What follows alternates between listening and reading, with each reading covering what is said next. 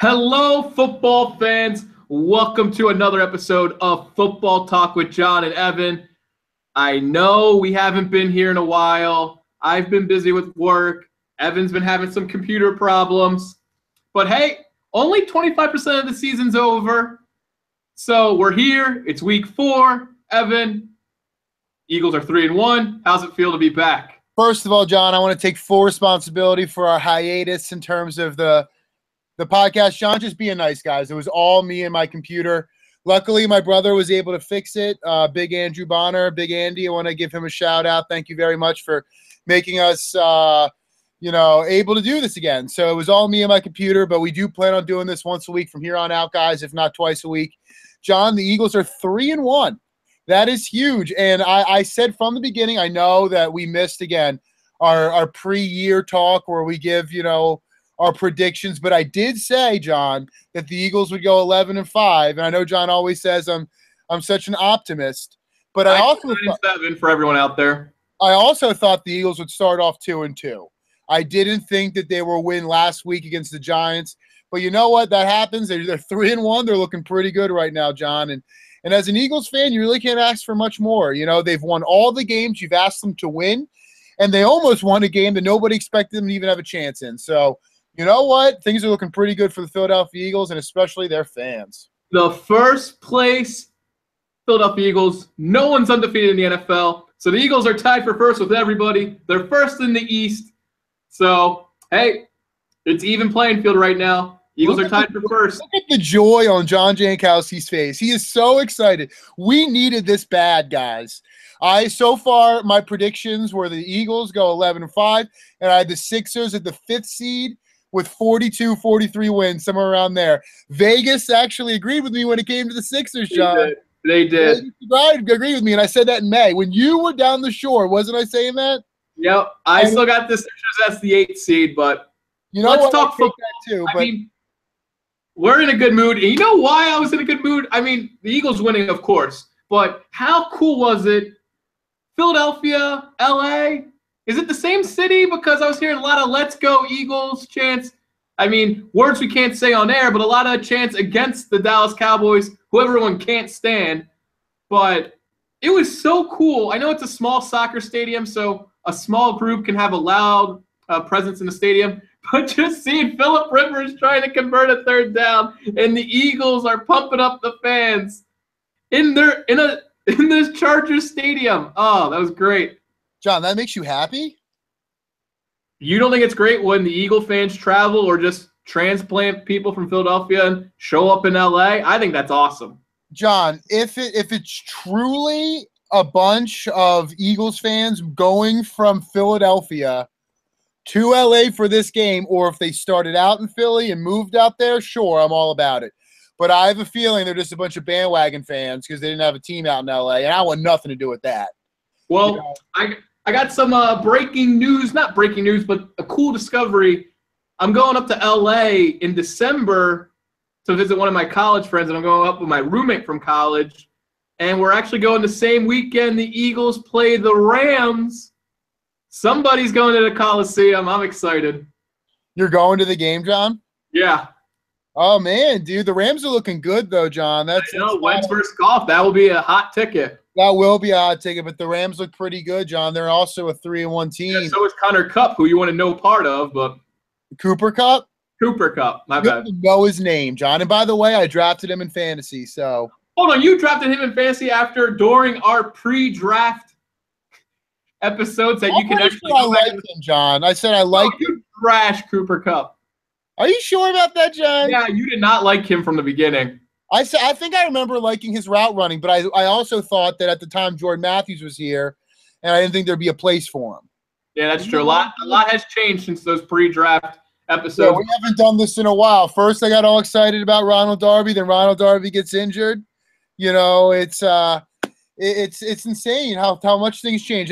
For as much as things stay the same, just being Eagles fans, watching this game in and game out, seeing a lot of the same things that we've seen under Doug Peterson, that we've saw for years under Andy.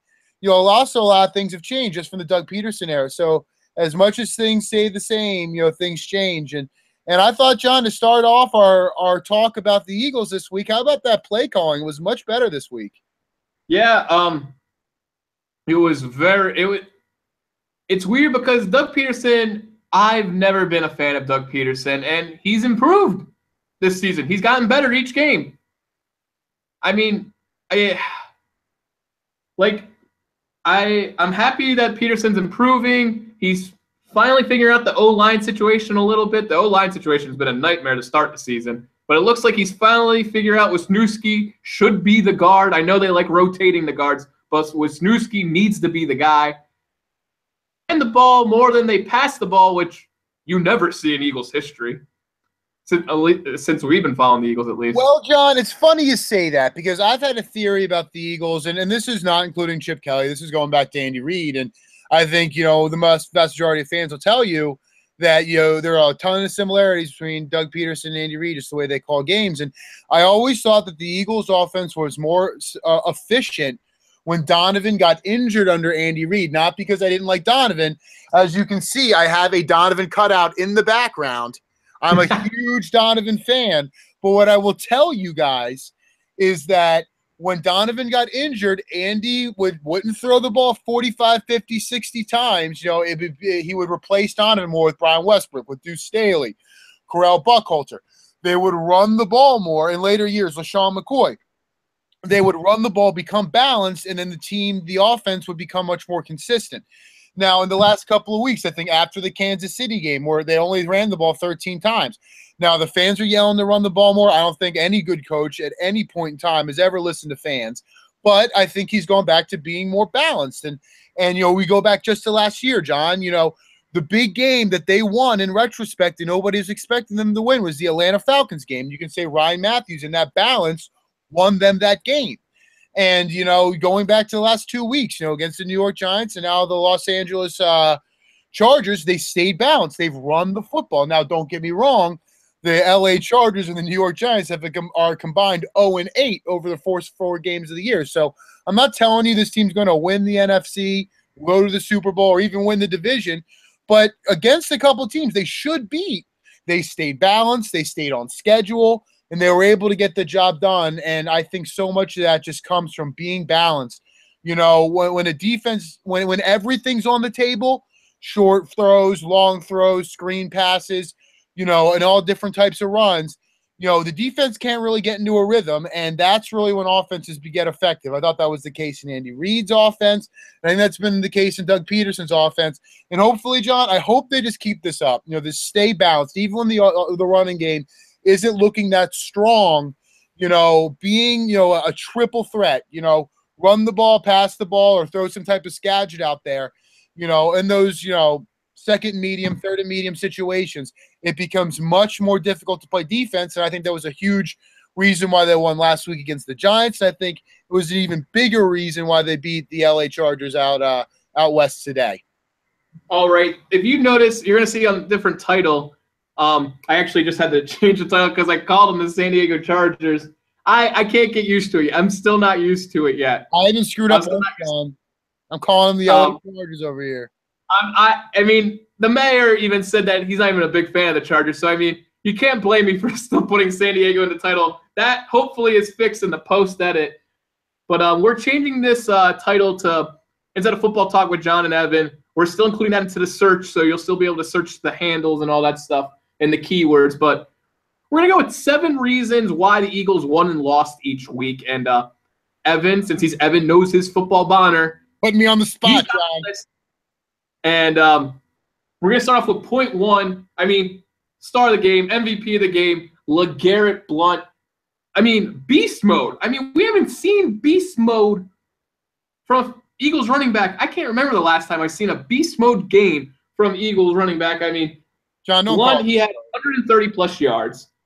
He didn't fall on the first arm tackle. He was breaking the arm tackles in the beginning and getting that extra yards. He was falling forward. If you watch those pre-draft episodes Evan and I did, we wanted a running back so bad that could break those arm tackles and fall forward. We talked about how important that is for a team nowadays. And it was just so cool seeing a player stiff arm a guy and make those big runs. And LeGarrette Blount, yes, he had that big 68-yard run in the fourth quarter. But he's outside of that run, he averaged 4.5 yards a carry. And it was just that 68-yard run, that is just proof that if you just keep going with the run, keep trusting the run, eventually you're going to blow and break one out for a big home run play like you saw with Blunt with that 68-yarder. And he also caught a pass. I mean that 20-yard catch he had, was that Carson Wentz escaping the pass rush and making a crazy across the field throw? Is that mostly Wentz? But still, how many times have we seen running backs drop passes like that? So LeGarrette Blount, he played well last week. He's playing well again. I know he got off to a slow start, but it seems like he's hitting the holes. Wisniewski's playing well, is helping Blount play much better. Great game by Blount. Well, John, I would totally disagree with you saying that he got off to a slow start. Obviously, he didn't get any touches against Kansas City, but I thought he played pretty well against the Redskins when he got a chance. In the last 2 weeks, he's played well. If you go back to one of our previous podcasts, I know it's been a couple of months, but when they first signed LeGarrette Blount, what was my big worry, John? That they wouldn't use him correctly.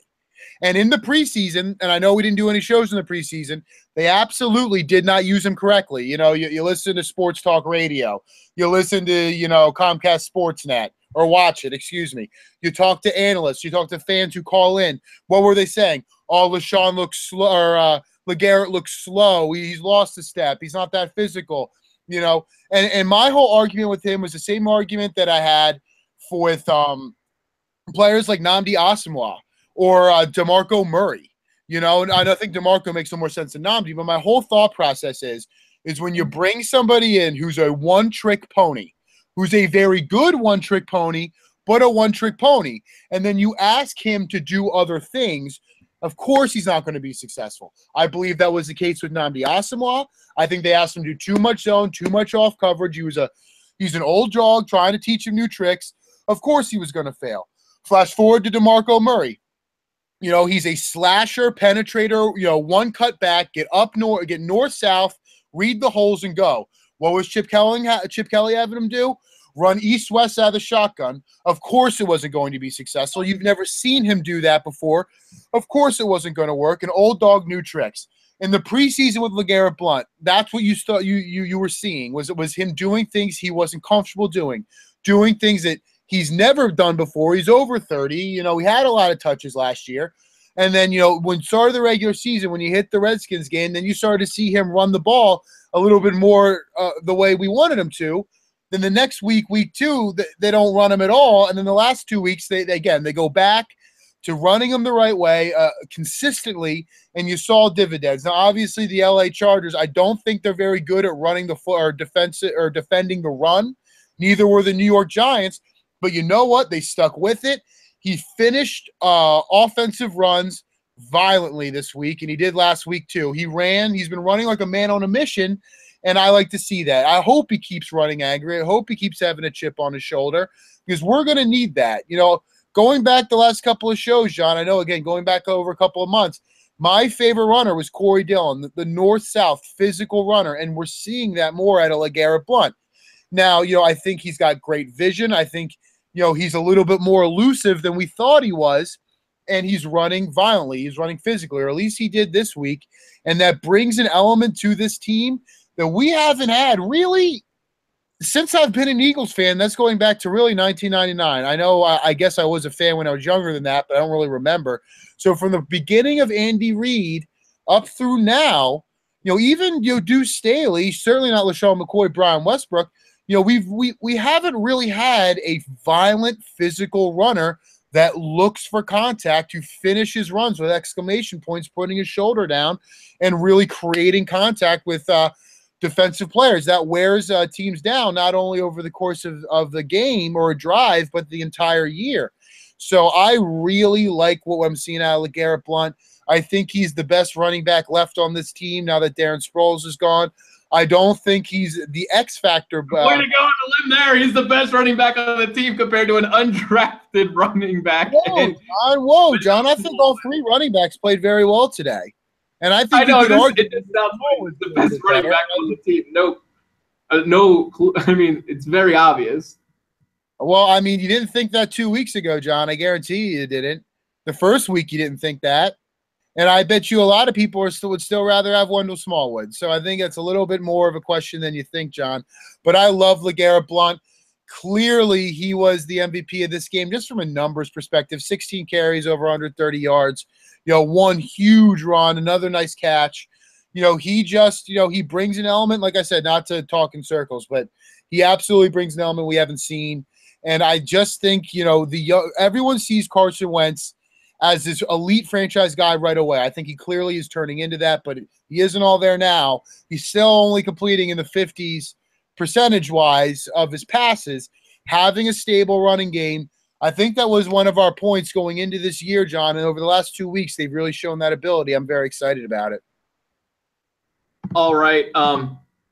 One thing we want to talk about, number 2, is the offensive line. I know we talked about LeGarrette Blount, but the offensive line, the guards and centers are creating holes I haven't seen in a while, which was cool. I mean, you watch that Blount run. Blount had so many options to hit. I mean, it was just pushing everyone to – the O-line was just pushing all the defensive line to the side, and Blount was getting holes to hit, and that was great. And I know they gave up 1 sack, but when Carson Wentz is your quarterback, you're going to give up sacks. I mean, the man tries to hold on to the ball as long as possible and try to make a play happen. That's just what you get from Carson Wentz. And one thing I liked about the offensive line, Doug Peterson said this in his press conference after the Eagles win. He said that after the O-line would make a good running player, they had a 10-yard gain, the O-line would look back at the sidelines and say, let's do it again. Let's keep going. Put the foot on the pedal, and that's what I want to hear from my offensive line. I want them to be the run block. I mean, that was great to hear from Doug in the press conference. Well, John, I don't really care about any of that, but what I will tell you is every offensive lineman likes to run the ball, run block over pass block, because pass blocking is an inherently passive thing. You can't explode out. You're going to have to take a step back, take punishment. But as a run blocker, you can go out and get to the next level, deliver punishment. There's a difference between stepping back and having to catch a defensive lineman coming at you and going and creating the contact against the defensive line, firing out, and then getting to the next level. So I like the aggressive mentality, John, that that offensive line showed. But again, I just think, it just comes down to the balance. When you ask an offensive lineman to step back 50 times a game, he's really taking punishment. And I don't know how any football player who wants to be passive like that. I think if you're a passive athlete, you probably aren't playing football. So no offensive lineman wants to be passive like that. They want to get aggressive. They want to fire out. They want to make contact. They want to get to that second level. So I'm excited that they're excited about it, and I just hope that they kind of figure out that left guard position. And, I know a lot of people are on that Steven Wisniewski bandwagon. I'm not quite there yet. I agree that he's been the most consistent of the 3 guys, but, I'm just not there yet saying he is the left guard of the future. But I know Chance Warmack got a little bit of time in, but overall they played as a unit. All 6 guys, including the 2 guards, played as a unit. They played well. They protected Carson Wentz. I thought the running backs were able to pass protect very well and giving Carson time to find people down the field. And like you said, John, they're run blocking. They want to do it. They want to get aggressive. And if that's football is ultimately, John, an inside-out sport. It starts with, the offensive line controlling the trenches, and it works down the field in both directions. And seeing that, I think, is very important and is very exciting moving forward, that we have a big mauling offensive line that wants to get to the next level. One thing we're going to talk about now is the third point, the running game. Yes, we already talked about LeGarrette Blount, but we also had Wendell Smallwood featured a lot. We also had a lot of Corey Clement. And Corey Clement is a guy you shouldn't have been expecting anything out of, right after the draft. Undrafted rookie. I mean, you take what you can get. Anything he does is a positive. And clutch third downs. Wendell Smallwood, they're asking him to be a Darren Sproles. Not exactly, but, the dude had 4 catches for 45 yards, and he had about 30 yards rushing. He had the rushing touchdown on third down. Nice little athletic leap in between the guards to get into the end zone in the fourth quarter. So, yeah, we talked a lot about LeGarrette Blount, but Blount can't take all the carries. You got to give him some resting time. And Corey Clement and Wendell Smallwood offer a different change of pace from LeGarrette Blount, and you can trust them on third down, which is nice. What I like so much about Corey Clement in the preseason, John, was his pass protection. And in this game, he picked up, I think 2 or 3 third and short yardage that really iced this game. So I really like Corey Clement, John. I think he's one of my favorite Eagles right now. I'm not that high on Wendell Smallwood, but he does give you that versatility, that change of pace back. He's the only one on the roster right now who can do it, not counting Kenyon Barner, who's really there only to return punts and kicks. So I like Wendell Smallwood. And, John, how about this as a theory? I think moving forward, the Darren Sproles injury might be the best thing that ever happened to the Eagles. And what I mean by that is, I know you've made fun of me about this in the past, John, but I am a sports coach. And what I will tell you about being a sports coach is sometimes you fall into just using the same players you trust over and over again for better or for worse. And what I like about, and I think, John, we can both agree that pre-Darren Sproles injury, he was in all the time, whether he should or he shouldn't be. Doug just trusted him. Deuce Staley just trusted him, so he got a lot of more carries than those other guys, and now Smallwood wasn't developing, Clement wasn't developing, LeGarrette Blount wasn't getting the touches he probably should get because they were all going to Darren Sproles, or more than they should. Now Darren isn't involved. Now you have to trust the younger guys. You have to trust the other guys. Now they get to develop. They get to come along. You don't get your safety blanket in Darren Sproles. And I think you're going to see Wendell Smallwood develop. You're going to see Corey Clement develop. And you're going to see LeGarrette Blount really take hold of that aggressive running game, short yardage, medium yardage running situations. And I think it'll be better for the run game because you'll become more balanced. And I know people won't agree with that, but I just think that the Darren Sproles have become a crutch for Deuce, for Doug, for the offense in general because they trusted him. Again, now you have to use these other players, let them develop, and we're going to get a little bit more balance, which is what I'm all about, balance. Balance not only running and passing, but how you run the ball, how you pass the ball. This week was about balance, and we saw that. Point number 4, we're still sticking with the run game. I mean, we're talking a lot about the run game because the Eagles ran the ball 40 times. I mean, let's not ignore that. So third downs were huge, especially in that final drive. I mean, Corey Clement, 3rd and 4 with 4 minutes left. They ran the ball on 3rd and 4 with 4 minutes left and converted it. You're not used to seeing that with Eagles football. I know people are going to say, 3rd and 4. I'm used to watching the Eagles pass on that. And the Eagles, who were only up by 2 points at the time, where they gave the ball back to the Chargers, all they need to do is kick a field goal with 4 minutes left. They converted on 3rd and 4 with an undrafted rookie. That is awesome. Then the third downs kept coming. Corey Clement, 3rd and 1 with 2:45 left in the game, converts it. Undrafted rookie again converts on a huge play of the game because if the Chargers get the ball back with 2:45, Phillip Rivers was having a really good game against the Eagles corners. So those were huge third downs. And then, of course, LeGarrette Blount sealed the win on a 3rd and 1. He had a nice 10-yard gain. And I know that's just the final drive, and I know they converted third downs earlier in the game, but that was awesome, those third down conversions. I think the third down efficiency over the course of this year has been huge, John, and I agree with you. They finished this game physically on the run. They didn't give Phillip Rivers an opportunity to answer back, to put his team in a position to win this football game like he does do historically in the regular season. Now, when you look at all of it, it's just a physical, balanced mentality. I love Corey Clement or however you pronounce it. I don't even know, and I don't care. He's picking up the third downs when you need him to pick them up. LeGarrette Blount is getting physical, picking up those third downs. Carson Wentz is converting on third downs. They're figuring out ways to stay on the field, to keep their offense on the field, their defense on the field, to keep our defense off the field, John. This team leads the NFL in what's the term I'm thinking of? Holding on to the ball, time of possession. They're leading the league like that, and that is a literal 180 from the Chip Kelly era. But you know what? The proof's in the pudding. They're winning football games right now. They're doing it, the right way without help from really special teams or defensive points. They're finishing on the offensive end. They have that mentality. They're getting it done.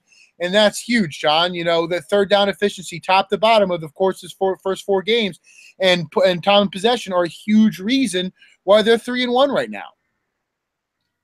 Next, We're going to talk about finally getting away from the running game. I know the first 4 points were the running game. I mean, it was a huge part of the victory. But we're going to go to the hero of last week, who was a hero this week as well, kicker Jake Elliott. I mean, Jake Elliott, he knocked the 61-yarder in last week to beat the Giants. I mean, it's kind of funny. Jake Elliott against the Chiefs misses an extra point. Everyone's like, ooh. I mean, everyone's like, man, Sturgis, that stinks. Jake Elliott cut by the Bengals. 5th-round pick this year. They went with Bullock instead. And Jake Elliott all of a sudden hits the 61-yarder. Confidence through the roof. Confidence from Doug Peterson. Dude knocks in a 53-yarder today. His other 3 field goals he knocked in, all 40-yard plus. 4 for 4. Made all the extra points today. You couldn't ask for much more. Jake Elliott, great job, man. Yeah, John, I don't really have a whole lot to say about that. You nailed it. I'm really going to retort that with a question. All right, John? Gun to your head. Caleb Sturgis right now or Jake Elliott? Who do you keep when Caleb gets healthy? Oh, Jake Elliott. You just got to go with the hot hand. Now, if Jake Elliott goes in this big slump, of course Caleb Sturgis, but you go with the hot hand. So even though Caleb Sturgis broke an Eagles record last year, you will go with Jake Elliott moving forward if he continues to play like this. Yeah. I mean, of course, if he goes in a slump, you go with Sturgis. I would too. Well, my reasoning, John, is that whenever a kicker's drafted at all, he's got to have crazy top-end ability. And, sometimes it's all a mental game with kickers, and it didn't work out in Cincinnati, but he's clearly got the leg. You saw it last week, and he's kind of working out the yips, the jitters that he's had before, and now he's kicking consistently. I think he's clearly your kicker of the future if he just continues to kick at this pace. So I wouldn't expect him to go 4 for 4 and not making any mistakes every week. But I do think that I'm becoming more comfortable with him. He's already made probably the clutchest play, in the last 5-10 years in NFL in Eagles history. And now he's starting to become more consistent. I don't see how you argue with it. I really like Jake Elliott moving forward. We'll go to point number 6. I was surprised Evan listed this as a point because I raised my eyebrows when he said the corners played well. And you look at the box score. 347 from Phil Rivers. Big plays galore from Phil Rivers. Had that big touchdown pass to Williams. Rasul Douglas got beat badly by the Chargers' number 1, blanking on his name right now, Keenan Allen. And they didn't have a pick. So, Evan, stats aside, Phillip Rivers, 347, no interceptions. Why did you say the corners played well? I thought the corner. I just thought they stood their ground. I thought they played solid top to bottom. I mean, the thing is without Fletcher Cox and without your top corner and Ronald Darby, I think what you saw, there wasn't really that much of a consistent pass rush today. And I thought the corners did a nice job matching up against a team that likes to throw a lot down the field. I thought they contained Phillip very well. Of course he's going to get his numbers. He always gets his numbers.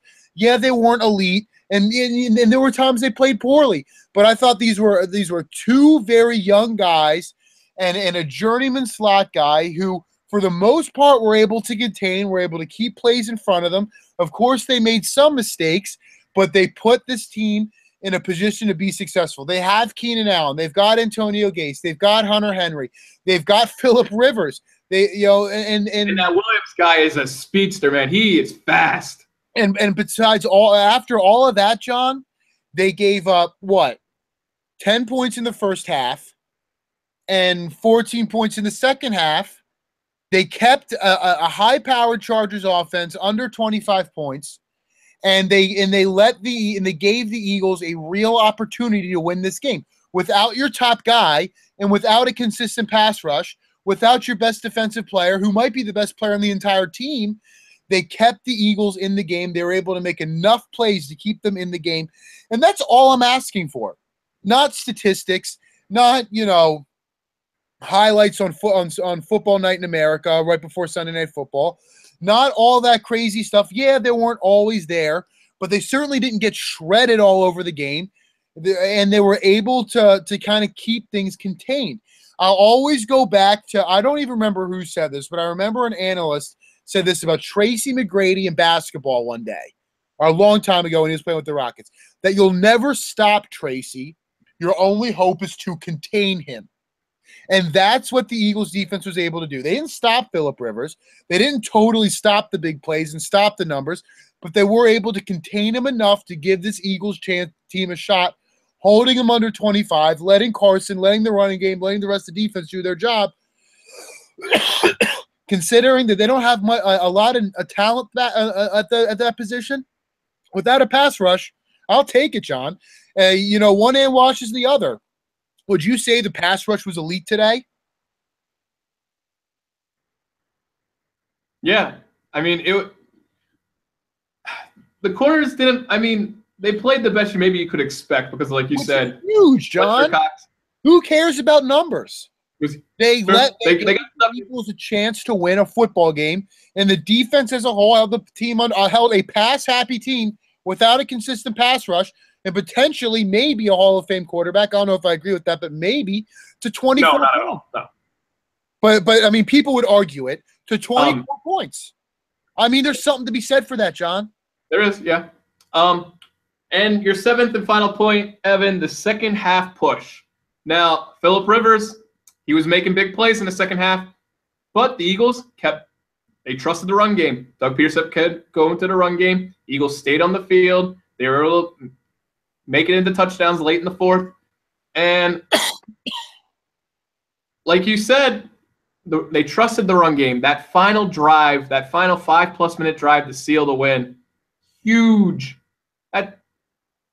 You're not used to seeing that in Eagles football. You're not used to seeing that. And like you said, they only gave up 2 touchdowns in the second half. Like Phillip Rivers kept coming at them, and they only gave up 14 points, and the Eagles responded with a touchdown drive of their own.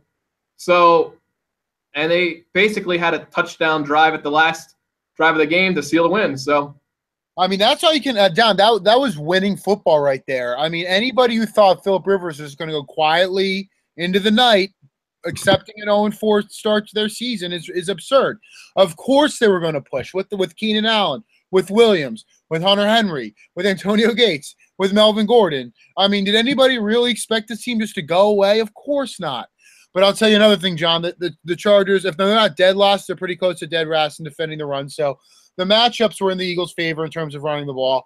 But what I will say is, with the Eagles, they converted the third downs they needed to convert. They made the plays they needed to make. I thought the defense was able to contain the Chargers when they got an opportunity to contain them. I mean, all of that comes down to just winning football games. It wasn't always pretty. It isn't always going to make highlights. The national media might not always talk about it. People might say, yeah, they were an 0-3 football team. They were supposed to win that game against the Chargers. But you know what? In the end, winning football teams find ways to win games. And they were able to do that. They survived the surge. They survived the push. They survived Phillip Rivers. They survived these receivers. They survived these tight ends. They survived the Chargers' best shot. And, yeah, they were 0-3, but there were 2 missed field goals, a missed field goal and a blocked field goal away from being 2-1. That is the LA Chargers going into this game. They've lost 3 out of 4 games by 3 points or less. I mean, that's probably the best 0-4 team in the NFL history, going 0-4. And the Eagles were able just to get it done. They survived. And you know what? And they survived without Fletcher Cox, without Darren Sproles, with Rodney McLeod coming off an injury. There's something to be said about that. This Eagles team, in the end, is just winning football games, and that is the point. That is the only point worth talking about, isn't it? Yeah, it's true. And see if the Eagles can keep that winning ways. Let's see if they can move 4-1 next week. Next week, those Philadelphia Eagles, they'll be playing the Arizona Cardinals now. Was the last time the Eagles beat the Cardinals on Thanksgiving when we were still in high school? I don't have the numbers in front of me, John, but they haven't beaten them as long as Bruce Arians has been around. And it just, even though we always say it's a different team every year, but I just feel like the Cardinals always beat the Eagles. And, the Eagles are the better team, I think, on paper. But the Cardinals just figure out ways to beat the Eagles, and it's so frustrating. And I know Larry Fitzgerald, everyone's going to say he's past his prime, but The dude still makes big plays all the time. And then today, John, he only caught 2 balls. Really,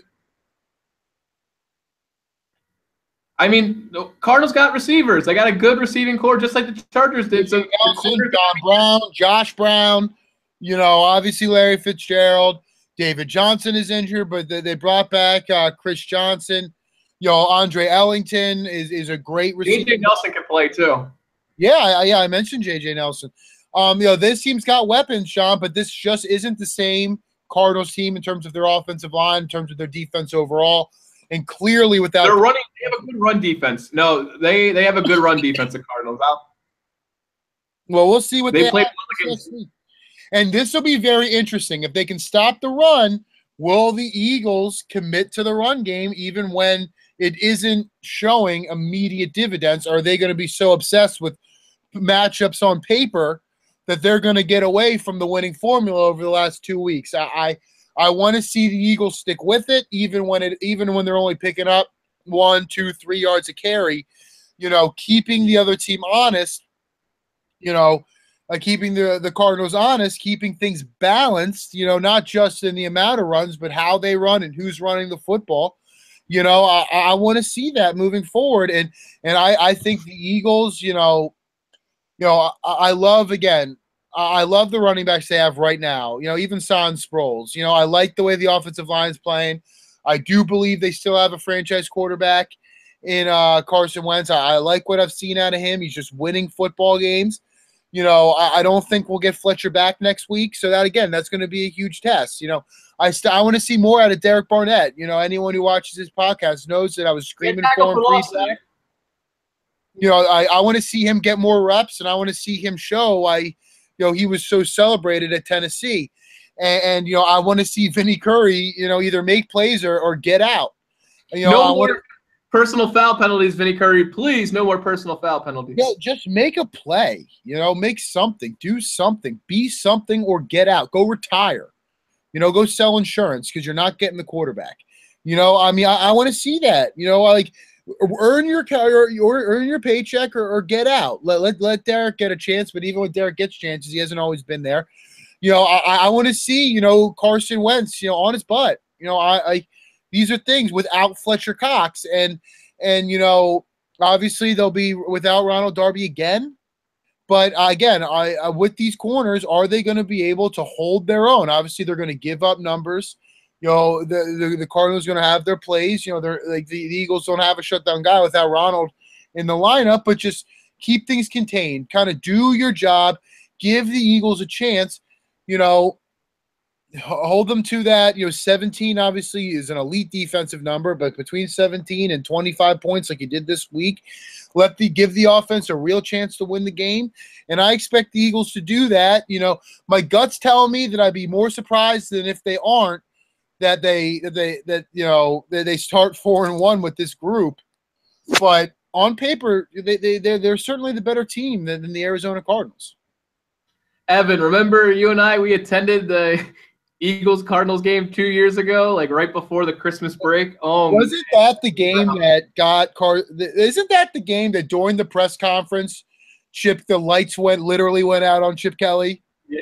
And then that was a bad one. And one of the reporters was like a little symbolic chip, and then the game didn't really mean anything because if you remember, the whole season came down to the big division showdown with the Redskins, where Kirk Cousins just went off on the Eagles. So the game actually didn't really mean anything, but it was a Sunday night football game, and Eagles got their butts kicked.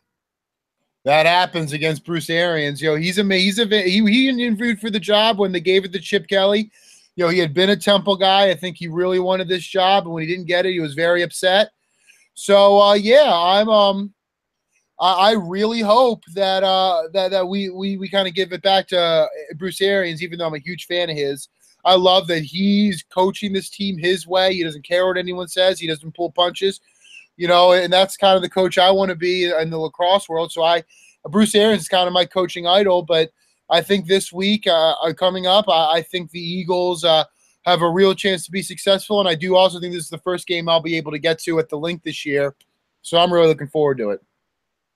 All right, let's get to not point number two, but just we haven't talked about the receivers yet, and I want to talk about it a little bit because Zach Ertz, man, he's so many receptions this year. I mean, he's getting the yards. I mean, Alshon Jeffrey, he's the big body receiver I want them throwing the ball to in the red zone, and that's what they're doing.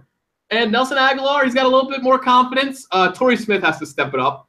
But Nelson Aguilar, I like the improvement in his confidence from last year. So I'm liking what I see from the receivers. Of course, it's not perfect, nowhere near perfect, but it's promising.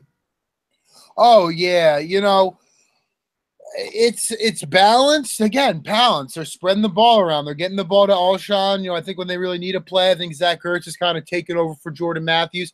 My biggest regret in fantasy football, John, is not drafting Zach Ertz. I didn't think he'd stay healthy. So far, he's making me look bad. I'm a huge fan of the balance on this team. You know, I just keep coming back to that term, balance. You know, who they're throwing the ball to, who's making the plays when they need to make them. You know, again, not only running, not only defensively. You know, even the receivers. You know, it's very difficult to game plan for a team when everybody's involved. And that's what I'm seeing from the Eagles. The only thing I want to see more of is Torrey Smith's got to do something. You know, or I want to see Matt Collins or Marcus Johnson get some opportunities because you signed Torrey Smith to stretch the field, to be an aggressive guy, to do these things. And I haven't seen it yet, and obviously it's still too early, but he seems to drop a big ball once or twice a game, and, you know, something's got to give here. You know, I want to see some of these young guys get some opportunities. Zach Ertz on pace for 104 catches. If you can stay healthy. I like that a lot. If you can stay healthy, John, I like it. 104. When's the last time the Eagles had a 100-catch receiver? Is that Kevin Curtis? I don't think Kevin Curtis ever caught 100 balls. Thought he did. Let me look that up. Talk about more about just what you like from – talk about the Eagles linebackers. We haven't talked about that while I look at the Kevin Curtis game log. You want me to keep our legion of fans entertained while you look stuff up. Is that what you're saying, John? Well, I think Kevin Curtis did have 100 catches in a year. I think you're mistaken. But what I'm saying, guys, is this linebacking group has played very well. I don't think anyone's going to argue that Michael Kendricks is having the best year maybe he's ever had in a Philadelphia Eagles uniform. I really like Jordan Hicks. He's not a stereotypical linebacker, but he's always around the football. Certainly not Jeremiah Trotter, Bobby Wagner, thumper, A-gap to A-gap type of guy, but he certainly makes plays on the football. You know, he had 5 interceptions last year. He's already had a couple fumble recoveries this year, a couple of sacks, you know, very athletic, kind of a future middle linebacker as opposed to the old school, again, thumper, like I said. And my favorite linebacker, going back to when they signed him 2 years ago, if you guys have been with us since the SoundCloud days when we were just doing audio of Nigel Bradham, you know, I think he's the perfect outside linebacker, you know, weak side linebacker, or excuse me, Sam linebacker that comes in this wide 9 Jim Schwartz defense, you know, very athletic, reads the ball well, tackles well, you know, makes plays in space on the football. Does have a tendency to, you know, miss plays, overrun plays, you know, from time to time, but you'll take that when you have the top end ability that that Nigel Bradham has. I think as long as Jim Schwartz is here, I think you got to keep Nigel Bradham around. This linebacking group and this front 7 group, you know, is up there with any team in the NFL, particularly when Fletcher Cox is healthy, but team him up with Timmy Jernigan. I mean, that's one ferocious front 7. Then, you know, again, you match that front 7 up with some of the best safeties in football and Malcolm Jenkins and Rodney McLeod. You can get away with some average cornerback play. And you know, you've seen that these last 2 weeks, but, you know, this group, again, they've stepped up. They're making some plays on the football. They're doing the job they need to do, you know, maybe not statistically wise, but to keep this team in the game. And this defense, John, in my opinion, is one of the best in football. You know, I don't care what the stats say. They're giving this offense a chance to win games. And what else can you expect from this defense? And when Fletcher's in that lineup, all of a sudden this turns into a monster defense. Just let's be excited, guys, and be ready for the return of Ronald Darby and what this team can be. Ready for this? I was way off. I mean, Kevin Curtis has the 12th most receptions in a season, nowhere near 100. He had 77 for 1,000 and had 1,100 yards. But who do you think's number one? The Eagles have never had 100 receptions in a season by any player. Irving Fryar. He's 2-3. Irving Fryar has a 2-3 season. Hold on, let me keep going. So it isn't Irving Fryar? He's 2-3 on the list. No way, it's Tommy McDonald. They weren't throwing the ball that much back then. No, Tommy McDonald's he's not even in the top 20. They weren't even throwing the ball back then. It's one of those things. No way. You wouldn't. Carmichael. No, Carmichael. No, he's not even in the top 20. It's one of those where you're gonna be like, it's obvious, but it's really not obvious. Is it Freddie Barnett? No. No, wait. If it's not Freddie Barnett, it's certainly not T.O. He only caught 77 balls the first full year he was here. It's kind of obvious, but not. That's the thing. Like, I can't. I'm trying to give you. Give me a 10-year window of when it would be. It's happened in the last decade. DeSean Jackson, 89. No. I mean, like, it happened in the last 10 years. Was it DeSean Jackson? DeSean is 6 on the list. Oh, yeah, that year with Chip Kelly. Hold on. It happened in the last 10 years? Yep. Was it Brian Westbrook? It's obvious. Is it Brian Westbrook? Yep, he had 90 one year. Yeah, I'm not surprised. I mean, I'm surprised, but I'm not really that surprised. 90 for 771 yards. He didn't even get 1,000. Was that the year Donovan got hurt and Jeff Garcia? Was that 06, 07? No, it was the year after that. Oh. Well, I will. I was kind of right. I mean, I got 2 and 3, and I eventually guessed it right. Here's the top 10 for everybody real quick. Westbrook, 90 in 2007. Irving Fryar, 88 in 96. 86 receptions in 97. Jeremy Maclin, 85 in 2014. Jordan Matthews, 85 in 2015. DeSean Jackson, 82 in 2013. Keith Byers, 81 in 1990. Keith Jackson, 81 in 1988. Fred Barnett, 78 in 94. And Zach Ertz, 78 last year. No, I don't think the Eagles have ever had a 4,000-yard passer or a 100-yard receiver. Obviously, they haven't. Now we know that, but the Eagles, for some reason, don't have those statistics ever. I mean, the Eagles have had 4,000 passing yards in a season. No, they haven't. Yeah, they have. No, you're right. Donovan at 390. No, I know they haven't ever had 4,000. Yeah, you're right. Donovan at 3,916. Carson's off to break that. Was that the year they went to the Super Bowl? No, it was 2008. I think that was the year DeSean Jackson had Miracle at the Meadowlands #2. I think that he would have had 4,000 yards had they had not benched him for the playoffs in 2004. Like, he didn't play the last 2 years. He had like 3,700 yards, right, in like a 14-game span. Oh, no, this was the Donovan, our senior year, where they had to beat the Cowboys on Christmas. All right. That makes sense. That year. Never had a 4,000-yard passer. Yeah, Carson is 4th on the list last year, 3,700. Sam Bradford had 3,700 the year before Carson. Randall Cunningham, 3,800 in 1988. And Donovan, the Super Bowl year, had 3,800. So if Donovan would have played those final couple of games the year the Eagles went to the Super Bowl, he easily would have got it. Yeah, I agree with that. But for whatever reason, it just doesn't work out that way. It's never hit 4,000 yards. Yeah, that's interesting. So Eagles have never had a 4,000-yard passer or a 100-reception receiver. Interesting. Very interesting, John. I know Evan says stats are for losers. Stats are for losers. Don't mean a gosh darn thing. At the end of the day, the only stat that matters is the W's. Just like the corners this week. They did their job. They held the Chargers under 25. They gave the Eagles a chance to win the game. That's all you can really ask. A little recap of the NFC East, because this just feels great saying the Cowboys lost, the Giants lost. That feels, don't you just smile hearing that? Giants lost, Cowboy lost, Eagles win. I want that every week. Probably lose on Monday. Who the Redskins got again? Kansas City. Come on, Andy. We're big Andy Reid fans. We're cheering for Andy. I mean, I like Andy. I mean, I want Andy to win a Super Bowl just a year after the Eagles do. I mean, Kareem Hunt looks great. Tyreek Hill, I mean, such a dangerous weapon. He's probably the best home run hitter in football right now. And then Alex Smith, he's just consistent right now.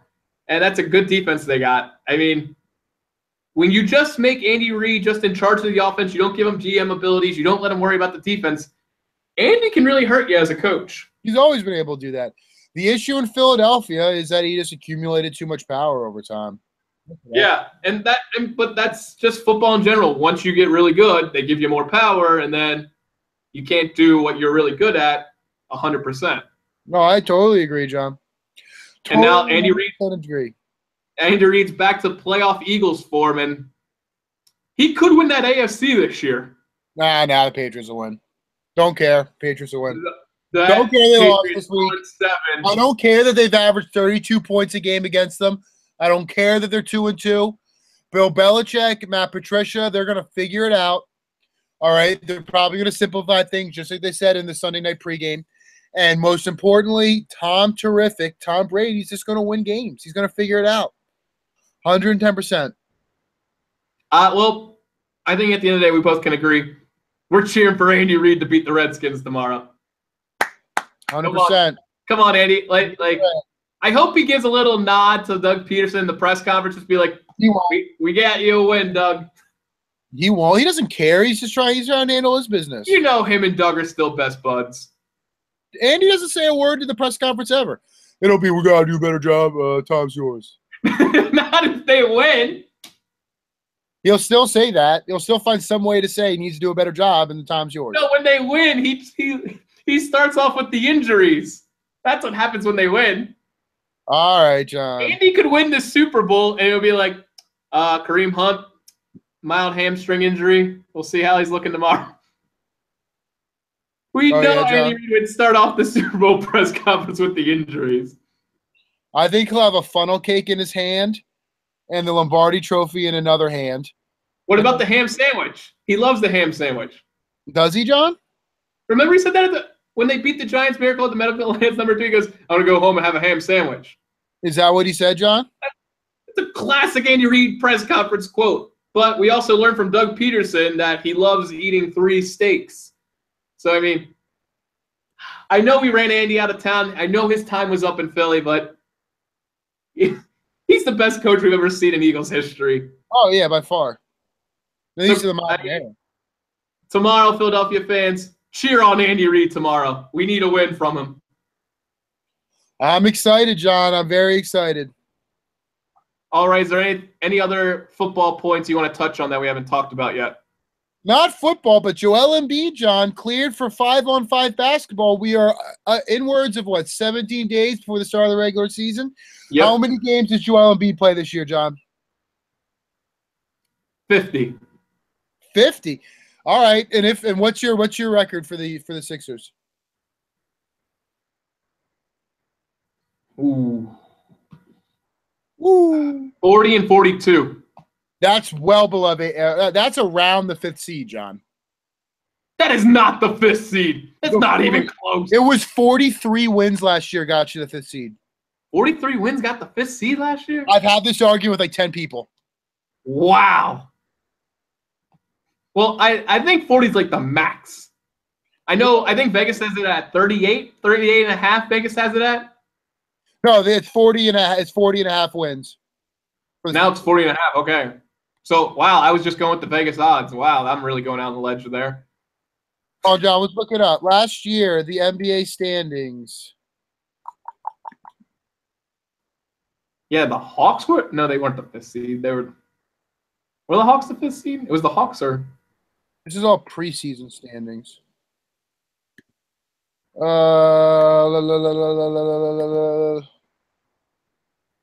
Wait, no. 16-17. Yeah, the 5th seed last year. 1, 2, 3, 4, 5. 43 and 39 for the 5th seed, John. Okay, let's go through let's go through the division right now. Like, look at those, keep those standings up. Celtics were the 1 seed. The Celtics will have a better record. Yeah, they're better. The Cavs were the 2 seed. The Cavs are going to have a better record. The 3 seed was the Wizards. The Wizards are going to have a better record. Now the Hawks. Shout out to Shervin Mobaseri. He's watching live right now. Shout out What's to up, Shervin. Just Shervin? got the text. Watching live. I love it, Sherv. All right, anyways, so the Sixers. Yeah, I would say the Celtics will be better. The Wizards will be better. The Raptors will be better. That's 3. Who else? The Hawks, you don't know. The Hawks aren't in our division. They're in the conference, though. Yeah, well, you said division, John. What do you want? What do you want from me? You said they're going to be 5th in the conference. Yeah, but you said keep up the division. I meant keep the standings up. Oh, That's the what I said. conference. Okay, the Celtics will be better. The Cavs will be better. I think the Raptors will be better. The Wizards probably will be better. I would say you're in competition with the Hawks, the Bucks, probably the Pacers. The Bulls have been decimated. Well, the Pacers lost Paul George. The Pacers have been decimated. The Bulls have been decimated. Who's on the Heat worth anything? Who's on the Pistons worth anything? You know, you're really the Heat should make the playoffs. I like Dragic. Yeah, but that's still, John, in the playoffs last year, 41-41 got you in. Yeah. So that's not really that big of a deal. Yeah, I would say you're competing with the Hornets. I would say you're competing with the Heat. The Bucks are the big one. And that's really it for the 5th seed. I mean, you're not competing with the Nets. You're not competing with the Magic. And certainly not the Knicks. Probably not the Pistons. I mean, who do you think, John? I think the Bucks are better. No. Nobody wants to admit that they probably are just the 5th best team in the conference because there's nobody in the conference. I think the Bucks are better. I do. Maybe, but you think the Bucks are. Then what? Then what? They're the 6th seed. I think the Bucks are better. It's just I don't think we're as good as because it sounds ridiculous. But when you go and you start looking at the talent, it's inarguable. Just from a talent perspective. Yeah, no one's going to argue. I mean, the NBA is so bad. Yeah. It is so bad. And you're in the worst conference. Yeah. In the West, no way. But we're in the East, John. Like, after the first 4 teams, there's like nobody. There's no franchise players. There's no staple coaches. There's nothing. You know, the Sixers at least have he might be often injured, but at least they have somebody. And then maybe Ben Simmons is that good. Maybe he isn't. You might be able to say 7 seed because the Hawks, I'll say, are better. Who's on the Hawks right now? But I mean, the Hawks are constantly your 4th and 5th seed every year. That's Name one player on the Hawks. I mean, Schroeder, their point guard. All right, you don't even know his first name. Dennis Schroeder. That's what I'm saying. You're just uncomfortable saying that. You're welcome, Shervin, by the way. We haven't seen him play. Embiid played 31 games. Is there's nobody. Hasn't played a game. Crash. Simmons hasn't played a game. Crash. We haven't seen him play yet. Let's watch him play. John, there's no one in the East to even compete with.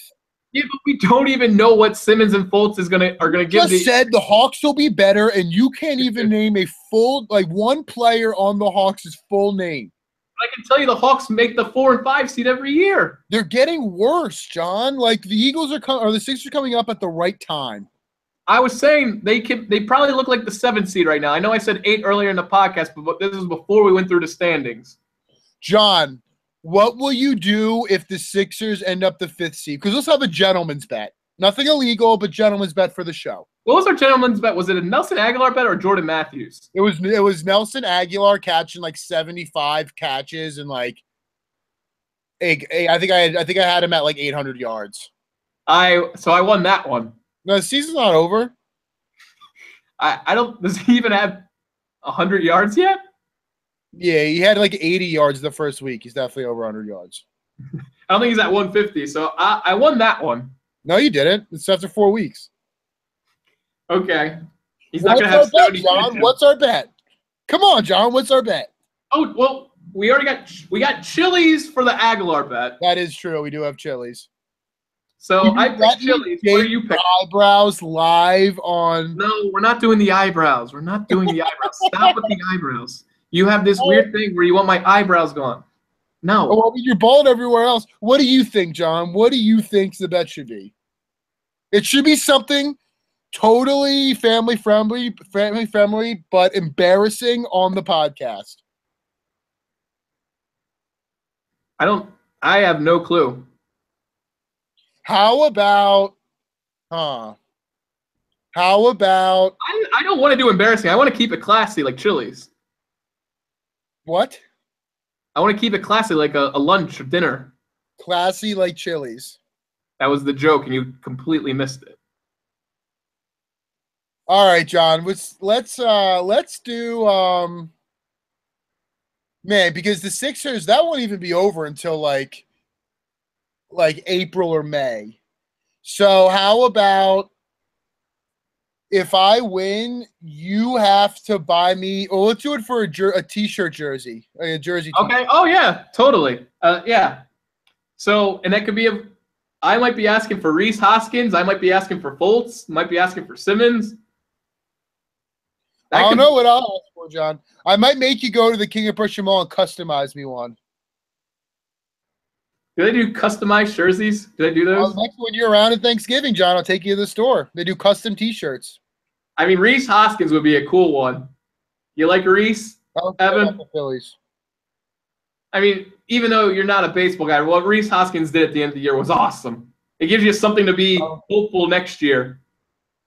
Don't care about the Phillies. Oh, my gosh. Coming from the guy that went to the parade in 2008. I also went to the clinching game. I'm a Phillies fan when they're in the playoffs. Talk to me when they make the playoffs, John. But Philadelphia Lacrosse, an NLL team's coming back, John. The Wings are back. No, they're not going to be called the Wings, but there will be a new team in Philadelphia, the NLL. I hope they're called the Wings. They're not. They already said they're not. That's lame. Well, they took the name. The team that left still has the rights to the name, so they're going to have to change it. I think they should be named the Philadelphia Benjamins. So you could have, like, Benjamin Franklin, but then you can also be green, like Kelly Green, like the Eagles, and have your logo be like money and also Benjamin Franklin. Okay. Whatever makes the lacrosse community happy. I'm not.